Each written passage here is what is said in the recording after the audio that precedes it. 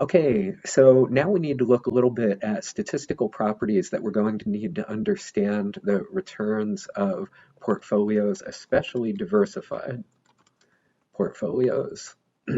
So some things just to remember, this is stuff that you'd get in your first statistics course, and it's fine if you don't remember it, but good to keep in the back of your head that linear combinations of normal random variables, RV stands for random variables. Linear combinations of normal random variables are indeed normal. And then if we have a portfolio that is built up of a weighted average of n random variables, they could be stocks or bonds, etc. So we'd have to know for each asset we're putting into the portfolio its expected value return. We get that from looking at a long historical set of returns and just simply computing the average. And same thing, we'd need to know the standard deviation of returns for every asset, every stock we want to put into the portfolio. And we need to know how much of that stock we're going to put in the portfolio. So that's going to be the weight of that stock in the portfolio. So if we've got a portfolio like this, and hint, hint, hint, this is the type of portfolio we're going to have for the rest of the chapter, then what can we say about this? We can say the average return of the portfolio, the expected value of the portfolio follows this sum, and this sum, if you look at it and think about it for a second, it's just the weighted average return of components. That's really all it is. And we'll do some computations with this in just a second. And the standard deviation of the portfolio, this is a big mess, okay? This is definitely something we could calculate, but it's a big, big mess. Okay, but you should know this formula. So at least if you're looking to build a portfolio and you know the historical expected value of all its components, you should be able to estimate the expected value return of the portfolio. So let's do an example showing how this works. So let's say we have $1,000 to invest in a portfolio that's going to include Facebook, and that has, based on our historical analysis, a 10% average return, Tesla with an 18% average return, and Microsoft with a 14% average return.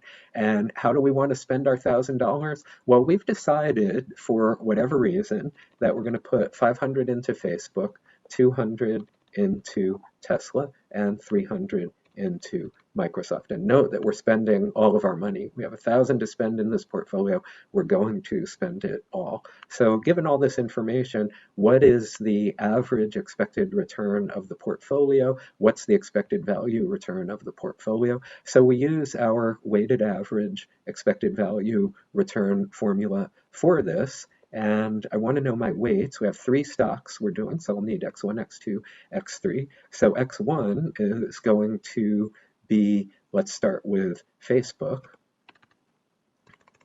and that's 500 over 1,000 equals 50%. And for what do we have next here? We have Tesla is equal to 300 over 1,000 equals 30% for X2. And for X3, we have Microsoft, which is, what do we have? Whoops, sorry, we put 200 into Tesla. Sorry about that. We're putting 300 into Microsoft. So our X2 for Tesla is 20%, our X1 for Facebook is 50%, and our X3 for Microsoft is equal to 300 over 1,000, and that's equal to 30%. So we add all these up and say that 50% plus 20% plus 30% equals 100%. And that makes sense because we're investing all our money, so our weights better add up to 100%. Okay, so with that in our pocket, now we can just plug in this formula with these 3 assets and these 3 weights and find the expected value return of the portfolio. So that's going to be equal to 50% times, what's our expected value return for Facebook? 10%, plus 20% times our expected value for Tesla is 18% plus 30% times what's our expected value return for Microsoft, 14%. And let's see, I'm just going to plug this into Excel. Okay, and I get 12.8%, so that's what I would get on my calculator, 12.8%. So if we put together this portfolio, we would expect on average over the long haul, if the future looks like the past, et cetera, our average return for this portfolio is going to be about 12.8%. Okay, so now let's simplify a little bit for our two asset portfolios. So if we have just two assets in our portfolio, then these equations here get simpler, okay? And you don't have to make them simpler yourself. I've already done it for you. So our simpler version here is the expected value of the portfolio is weight of stock 1 times average return of stock 1 plus weight of stock 2 times average return of stock 2. And the variance of the portfolio, which is always the square of the standard deviation, is weight of x1 squared, blah, blah, blah, blah, blah, blah. And now the thing to note over here, though, is I am bringing in the correlation coefficient here. And then, of course, the standard deviation is the square root of the variance. So now we have something simple enough that I think I could ask you to compute that. And if I'm going to ask you to compute it, I'd like to do an example first with you. So let's do an example showing how to establish the probabilistic statistical properties that we care about, like expected value, standard deviation of a two-asset portfolio.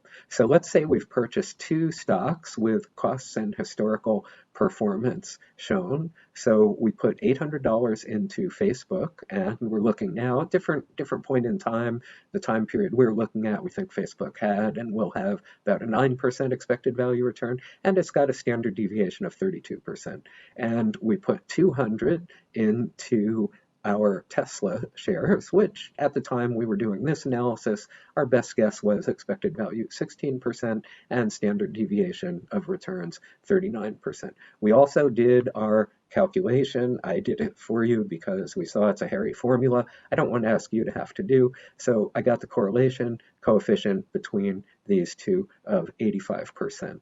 So this is all based on our historical analysis. So assuming the future will look like the past, what's going to be the expected value return and standard deviation of our portfolio? So let's see if we can go ahead and do that. I guess the last thing I might want to put in here is that our total spend here is 1,000, right? We put 20% of it into Tesla and 80% of it into Facebook. So let's see if we can solve this. So our weights are going to be just what they were for the other problem. For x1, which will be Facebook in this case, 800 over 1,000 equals 80%. And for our Tesla, we have 200 over 1,000, and that's equal to 20%. Okay, so the expected value return of our portfolio is going to come from, let me just grab it for us so I don't have to keep flipping back here from page to page. I can compute our expected value by 80% times, what do I have for Facebook here? I have 9%, and that's going to be plus 20% times 16%. Okay, and when I work that out, I get 10.4%. Let's make sure. Yep, I get 10.4%. And now in this case, with just the two stocks, I have a nice formula. It's a lot of numbers in here, but it's a very straightforward formula. And I can compute the variance of the portfolio, take the square root of that, and get the standard deviation, which hopefully is going to work out to 32.5%. Let's do it and see. Okay, so I'm going to have 80% squared times 32% squared plus 20% squared times 39% squared plus 2 times 80% times 20% times, this is, it's a long formula here, times 32% times 39% times, and now don't forget the key point here, put in that correlation coefficient, and we've got 85%. And I just want to compute that, make sure we've got no typos here. Okay, and I get 10.55%, which I've truncated to 10.5% here. So that's good enough. That's my variance, my standard deviation squared. So let's take the square root of that. Okay, and I get 32.5%.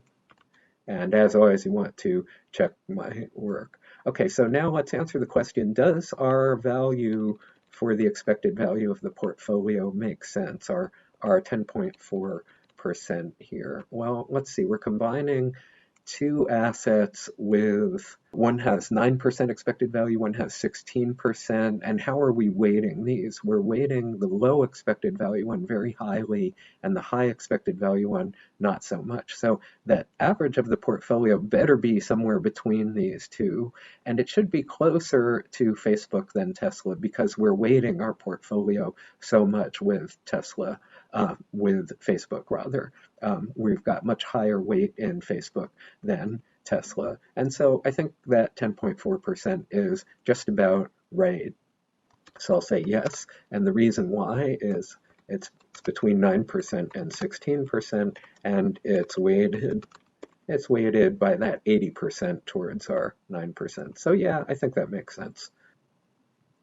Okay, so now let's go one step farther and let's do an example showing how we can reduce risk in our investment strategy by building a diversified portfolio of multiple assets. Okay, so we're going to consider a one-year investment project. We're going to have normally distributed returns, which is what we've had throughout our examples today. And we're measuring risk with standard deviation of returns. And now our weights are going to be equal. So we're going to have half of one asset and half of another. So we do our analysis of historical returns, and we take our future is probably going to look like the past assumption, and here's what we've got. When we looked at the SPY, which again is similar to the S&P 500, we found an expected value average return of 8%, standard deviation of 25%.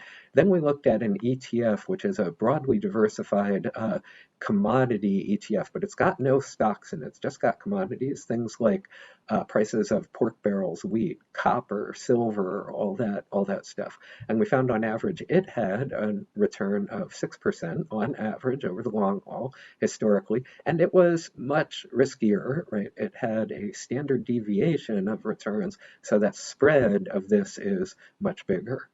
So if we didn't know any better, we might say, well, let's just invest in the S&P 500 because it's got 8% and it's got a higher expected value, lower risk. Let's just skip this. But wait, there's more. The correlation coefficient between these two is very low.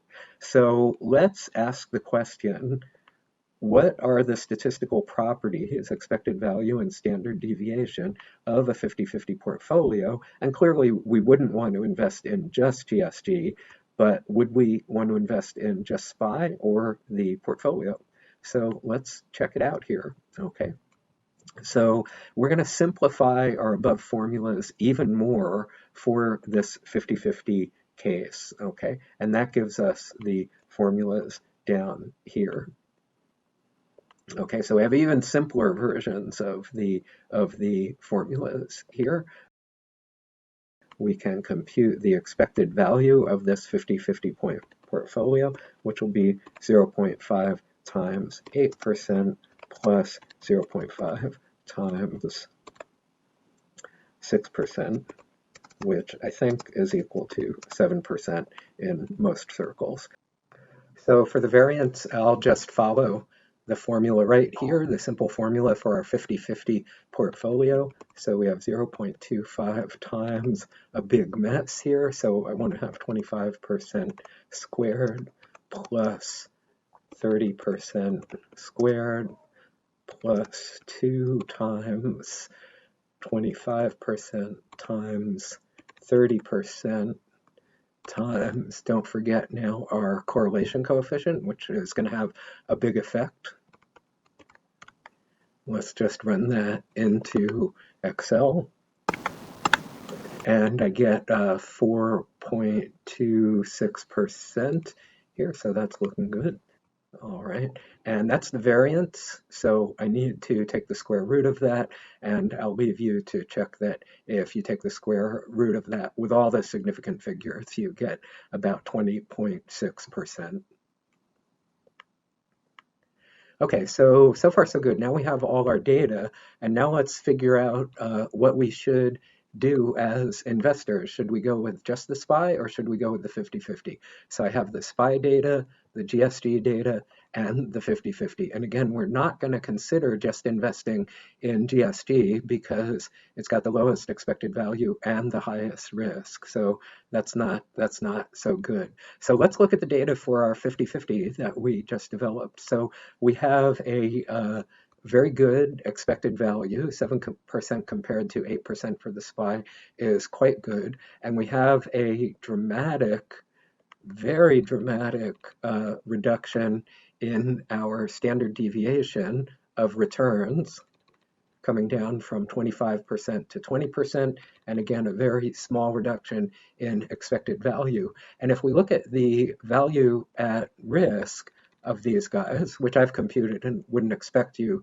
to compute on your own, but it's definitely something very good to look at, we see that this has come down very significantly too, from 33% to 27%. So instead of having a 1 in 20 chance of having a minus 33% return or worse, we have a 1 in 20 chance of having a minus 27% return or worse. So that's quite a good improvement. So based on all of this, for virtually every investor, you would want to go with the 50-50 portfolio for the reasons that I've outlined here, and also for another reason. This portfolio adds to our diversification by investing across large stocks and commodities. So overall, definitely this would be the way to go. There might be some investors out there who would say, well, I just want the highest expected value no matter what, but they wouldn't be thinking about things like volatility drag, much less volatility drag here. So does this make sense? Yes, it does. The reason that this is so small is because this term is being driven down by the small 10% there, and that makes the whole thing come down, the whole variance for the 50-50 portfolio come down. And what would happen if we had two investments that were 100% negatively correlated, i.e. the row between them would be minus 100%, and if they had equal volatility, equal standard deviations, if you look at this and do the math on this, you would find, from plugging into the equation above, what you would find is that sigma of your portfolio would be 0. And that's, in fact, that's the holy grail that hedge fund managers and in particular are always looking for. And in the real world, it's hard to do something like this, because if you find two assets that are perfectly negatively correlated, almost certainly one of them has a positive expected value return and the other has an equally negative expected value return. So unfortunately, your expected value, if you make a portfolio like that, is going to be 0. So this is the holy grail, but it's very hard to pull off in practice.